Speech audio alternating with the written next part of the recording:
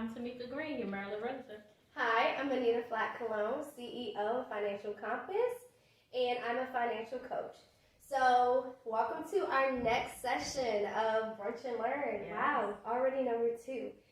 We're excited to have you guys back, and today we're going to be talking about saving for the down payment and down payment assistance. So this is going to be a really good session. I hope you have your notepads with your mimosa, and we're about to have a great time. So I guess let's just jump right in. All right. Okay. So, any tips that you have on savings? Okay, so you know I love saving. It's my business. So, that's like a really big part of me. For me, I would say some of the big saving tips that I would say is like always first, you have to start with the budget. I think it's really hard to have a savings plan if you don't just even have a general financial plan for all of your money. I would like to say that all your income should be accounted for. I mean, I like to budget to like $0 for all my income, even if like, I'm not saying, when I say that, I think some people get confused, like, dang, so that means I'm living off $0? No. Budget in your expenses, like your extracurricular or, whatever. Things you know you like to do Things on a you know regular you like basis. to do, Yeah. but budget everything out to $0 so that way you don't have just like money that's not unaccounted for sitting in your checking account. Absolutely. And in that, of course, make sure you have a savings plan reflected in your budget. So that's definitely a big thing that I would say is like a really great way to make sure you're saving and maximizing your saving potential. I think, that's like number 1. Number 2, I would say, especially in a time when you're preparing to like get a home and a down payment together, cut out unnecessary expenses, things that are like luxury items or activities. If you are a person who gets your nails done all the time, maybe try to save that $60 every 2 weeks, and that's $120 already right there. Right. Or maybe lessen it up, don't get it as frequent, maybe just special occasions, get your nails done or something like that. Or, say if you are someone who always goes to the movies. I mean, right now with COVID, I guess you're not really doing that. Or you go out to eat, or you buy drinks. Like, all of those expenses where, like, if you're a person who goes to brunch, hey, do it in the house with us. Like, save some coins. Yes. So I would say definitely try to cut unnecessary spending and cancel those subscriptions for that time period, the ones that you're not using as much. And those right there can be like really, they can save you so much money, even if you just reduce, instead of going out to eat or going to get coffee every morning and doing stuff like this in the house, doing fun activities inside versus going out and spending more money. Those are really good ways to save, and I definitely live by those. I was living very frugal when I was trying to save for my down payment. I tell you, ask all my friends, because I was broke. I mean, broke with a purpose, okay? And that's how you want to be. Broke with a purpose. Broke like with that. a purpose. Hashtag that. So what about you? What are some tips that you like to do? You see, I'm coming from more a single aspect. You have a family, and a family, 3 little ones, and a husband. So how do you save? Because that's a lot of people. Sometimes it feels like it, yes. Okay, so for me, there I'll give you 2 quick ones. When it comes to like the family aspect and how we shop and stuff like that, especially when it comes to shopping for their school clothes and stuff like that, or springtime or whatever the case may be, I really try to make sure that I'm shopping around. I get to know the stores in my area and when things are going to be clearance and what the what's on the sale. The absolute, not even sale. No, I want bottom dollar type deals. I have been in the store and have bought shirts for like $1.77. Okay. You need to know the color codes of your clearance tags. That way you know. This is a job. Yes. Get friendly with the people that work there and ask them. You got some discounts. Yes. When does your clearance come out? Real talk, Yeah. because the good stuff will go fast. And then my second tip is to make sure that every year, I know I do, Mm-hmm. I shop around for like my bills and stuff like that. So nice, that's a good one. Yes, Really I look tip. at everything. I look at my car insurance. Mm-hmm. I look at like my internet service, Wow, yeah. my insurance and everything, and I will price compare. And even if you don't want to switch, if you call and say, hey, you know, I'm looking at this company that, you know, can we do some kind of deal? They will. Even with your apartment, like if you are in an apartment right now and you are up for a new lease, you can try to negotiate with them to get some off. And I've recommended that for some people, and they have been able to do that. So you can definitely do that too. Guys, if you are renting. Absolutely. And then even with your cable, so like you may not be able to cut your cable because you have that that year-long subscription that you can pause it. So you can call them and put that on hold for about 6 months or so, so that you can save that money. I know. And so that gives you 6 months to save it. Like, depending on if you just have Wi-Fi. If it's Wi-Fi, you're probably saving a little less. Yes. I mean, I don't think a lot of people can go without Wi-Fi either, but at least with cable, yes. That's like $100 bucks that you could probably just be saving. Absolutely. Just downgrade to just a Wi-Fi package, and you're saving a lot of money. Tell me about it, because see, I have DirecTV. Husband loves the NFL Sunday ticket, so I can do without it. You know, that's like $100 and some per month. If I can pause that for a little while so that I can go ahead and just save that money, that equates to a lot of money. So and then you're not hit with a penalty. Okay. Yeah. Alrighty, that's good. What about you? Do you have any strategies for everyone for how to save? Okay, so this is where you probably should really just get your notepad out, because I have some really good like a whole strategy on where you should start when you're first thinking about buying a home, and where do you start and where do you end up, so that you can start saving and get to your savings goal. And so here we are, guys. So number one, determine the amount that you want to put down for down payment, right? I would say at a minimum, I would suggest 10%. Okay. For sure, because I mean, you want to definitely come in it with some money to put down. And if you can, I would even say 20%. I know that personally was a goal for me, was to try to get to 20%, because I wanted to avoid paying PMI, which is private mortgage insurance, guys. And that's where if you don't put down 20%, then it's like an insurance that the mortgage is able to charge you, and you don't get this money. It's not reimbursable. And really all it is just you're paying them insurance to make sure that you're going to pay your mortgage, which hopefully you are, you know. And it's unfair that you only have to pay this if you don't pay down 20%. And like I said, it's unreimbursable, and it's for the lifetime of your loan. So guys, if you can, I would really say try to do that 20% mark. If you can't, like I said, I would say minimum 10. So from there, once you have what your set down payment goal is, once you have a percentage range, you can look at, okay, so what amount of the house, like what amount is the house that I'm looking for in that range?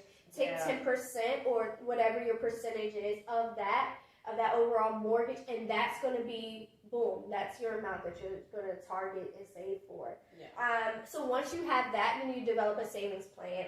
So you need to figure out how long is it going to take for you to get to that point. There's you could use Excel. I have an Excel spreadsheet for that. I really do, guys, and I give it to my clients like when I'm setting them up for savings goal. I have a whole Excel, and we're like thinking, okay, this is how much is left over from your budget. How can we cut and how can we maximize?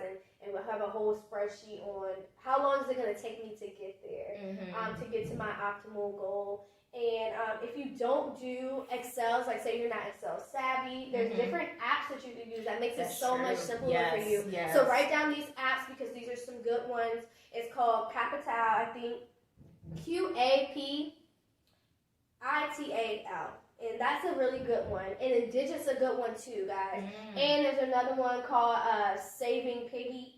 Piggy Goals. Sorry, Piggy Goals. Piggy Goals, okay. It's really cute. And it's like a really cute, fun app, interactive. You just put in your a savings goal amount. And then every time you save, you'll put in that amount that you saved. And it'll kind of deduct how much further you have to go.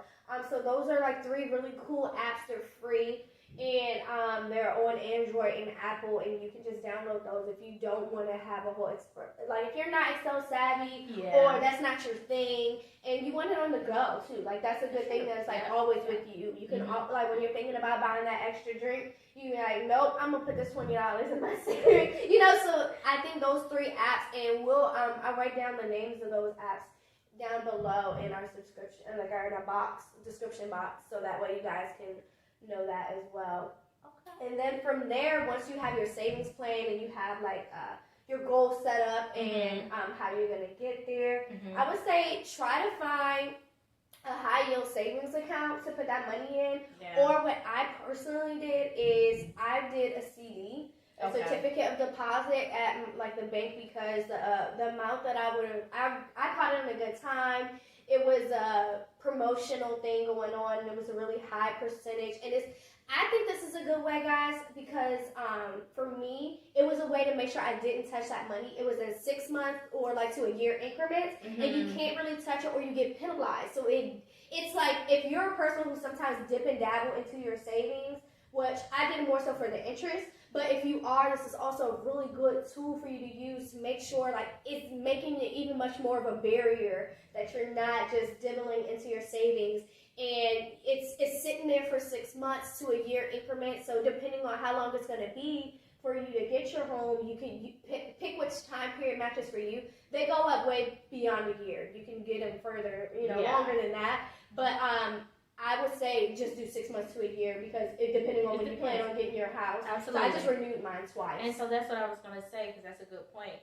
The difference between like maybe a savings account and a CD versus investing. And a lot of people say invest, which is a good way to save money, don't get me wrong. Yeah. But the difference between investing and a CD is that it's not liquidable as fast as you put it in a savings account. And it depends. Again, we go back to saying how fast I definitely say invest, but for me, for buying a home and saving up for a home for down payment, I wouldn't suggest it, because the market, especially right now in the environment we've been in, the economy has been very fluctuant, highs and very extreme highs and very extreme lows. So for something like a saving for a home, I would suggest you invest, but that's a different pot of money. Totally different. That's totally different conversation. Yeah, just for this. I would say CDs, because you're going to get more of a percentage back than your average saving account. Yes. Or some high yield savings account, money markets. Look at online banks, because they tend to have higher interest rate versus look into those, so that way your money could be making more money while it's sitting in that account. Like I said, I really swear by CDs, because that's what I did, because you get a little bit more higher than your typical savings account, and it's also like you can't touch it. Yeah. So it helps to discipline you a little bit for that time frame. If you need that extra discipline, do that, because it would definitely force you to, because you don't want to make that penalty payment. Yes. Yes, that's true. So what's next? Cut your expenses, guys. That's a big tip. I mentioned that early. Cut your expenses. Try to sell things that you don't use to make some money. Marketplace, OfferUp, Etsy, all of those are good things. Like if you have extra shoes or extra clothes that you're not using, try to sell them, or electronics or kids' toys or stuff like that maybe you're not using. You have like a cute little bike that that they use, the motorbikes, they don't use them no more. Yeah. Put those on, like that stuff. Yeah, like that stuff that you can all sell. And you can definitely probably make some money and put that additional money into your savings account. Absolutely. And also automate your savings. Automate, that's a really good one. If you have it coming out of your paycheck automatically, you don't miss it as much, and then you're budgeting off of what you have coming in. And then you can save on top of that. So try to maximize Try to automate your savings. And make your savings account something that's, I honestly, for people who are not as disciplined, what I always tell my clients is, if you're you're trying to shift that mindset, right? This is the beginning stage, and you're still used to dibbling, dabbling in your savings, or you're not as strict on yourself.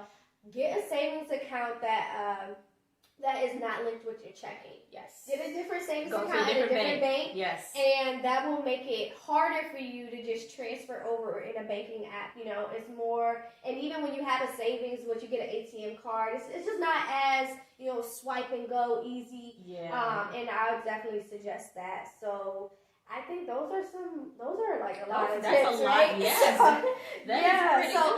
And boost your income with a side hustle. I mean, do something that, if you're good at doing hair, or you like interior decorating, you like building shelves or something. Like, if you have a niche or a craft, use that and make some extra coin and put that right in the bank for your house deposit, even if you have to do it just for a short period of time. Try to maximize however much income you can get and money coming in, and use that for your savings. So on a non-assistance topic, these are different ways that you can definitely start saving for that down payment. Absolutely. And also rejoice in like the little milestones. I mean, I think it'd be cute too if you even have like a little calendar on your fridge or something, and you say, okay, I'm 25% there, 50% there, 100% there. Like, make it fun and interactive for you, because it is going to be a really hard time living a different lifestyle than what you might be used to. Absolutely. Because you're trying to meet a bigger goal. Absolutely, right? Yes. And so make it fun for you. Even if maybe at a little milestone, maybe then you treat yourself to something small. So that way you get just excited for that progress. You see the momentum and you continue versus saying, okay, I don't see it. I can't. This is, oh my God, your $50 doesn't make a difference, but it actually does. And then you keep going and you see your progress, you're more likely to continue. Yeah, so those are some tips. I think now we can switch gears. Yeah, so let's talk about why savings is important, right? Because we're talking about home buying and we're talking about savings. Why is savings important? So one of the reasons that savings is important is you want to make sure that you have a contingency once that you've gotten a house. Now, everybody should have a contingency, whether you have an apartment or you're buying your home. Emergencies happen, so you want to have that contingency. Also, you want to take into account that there are things that you're going to have to pay for, which is like your appraisal and your inspection and stuff like that. You're going to have to pay for those things. You also may need down payment assistance. Not down payment assistance, but you may need to make a down payment. And then there's closing. What is down payment? Your down payment is the money that you pay. So say you are purchasing a house for $340, and you saved and you worked really hard and you managed to save up $10,000.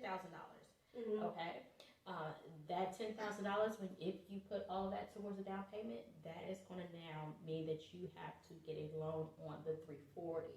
So that's the remaining balance. So that is what that down payment is used for versus your closing.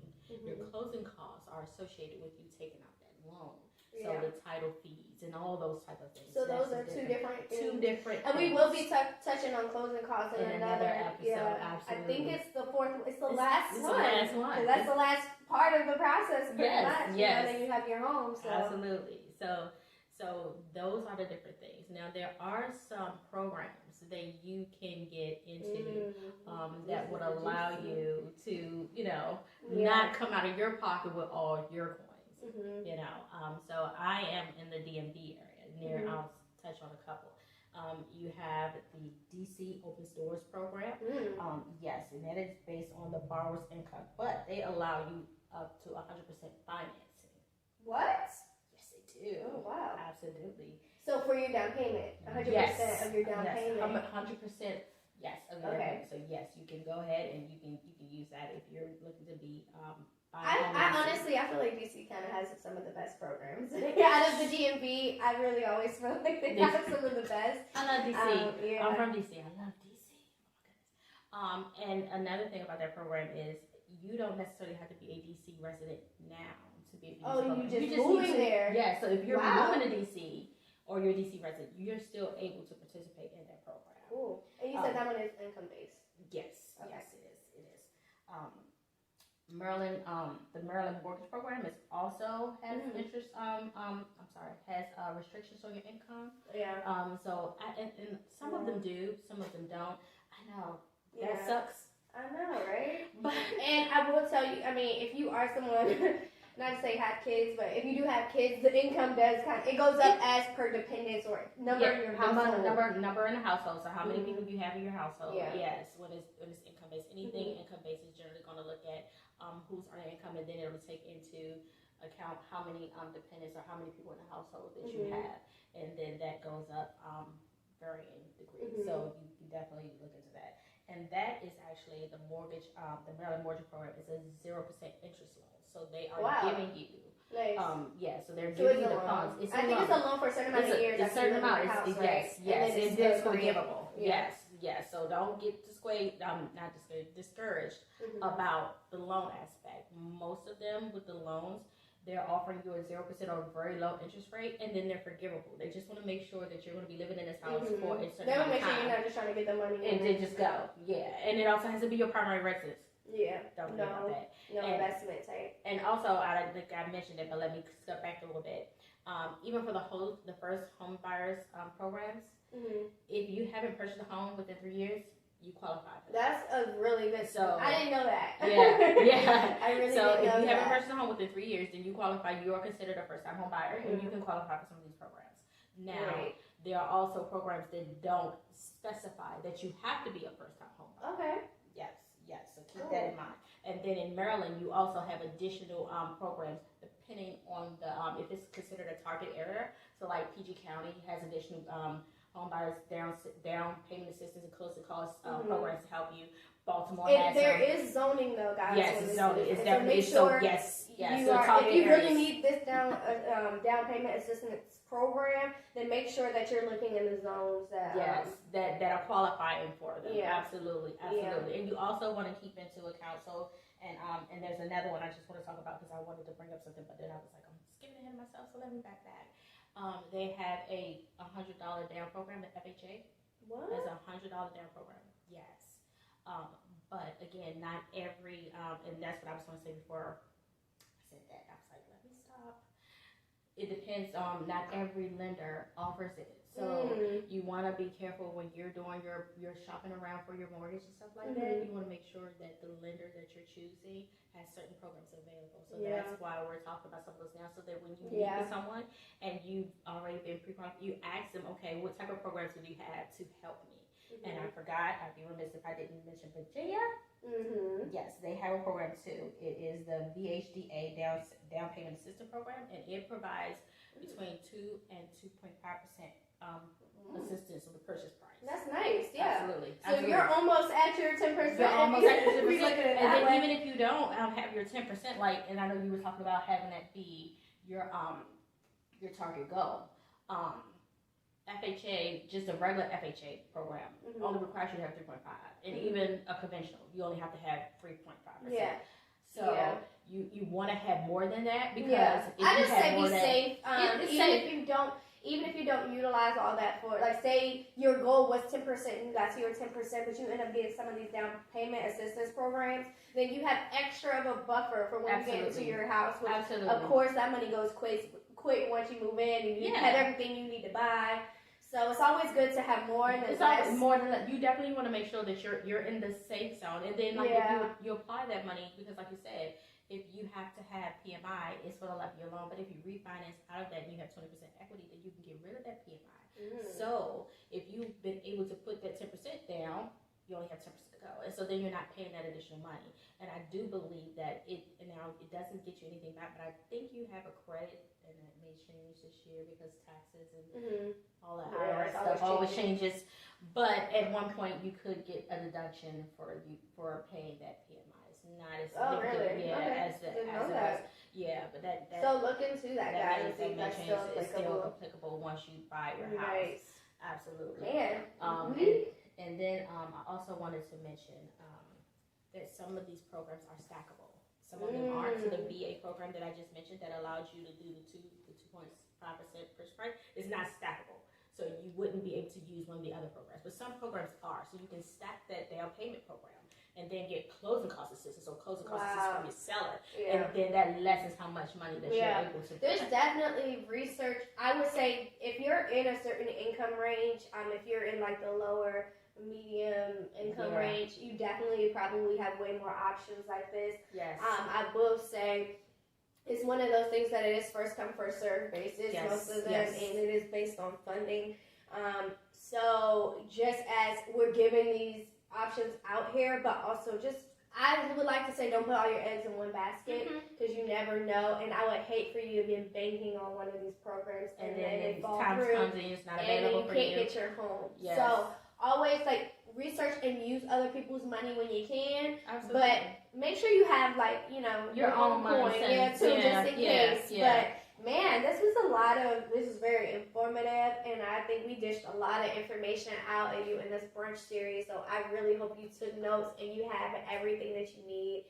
And I think that's it for today. Absolutely, but like always, you can reach us. I'm Yes. at Instagram. Mine is at @TamikaGreen_realtor. And mine is at financial.compass. And then we have our Facebook group. Absolutely. Definitely request to be a member. It's called My New Home. Mm-hmm. And we'll have that down in the link below, the description below too as well. So this is it. Until next time. Until we have next two time, more. So make sure you stay tuned because I promise you we're giving out so much good information and you don't want to miss it. So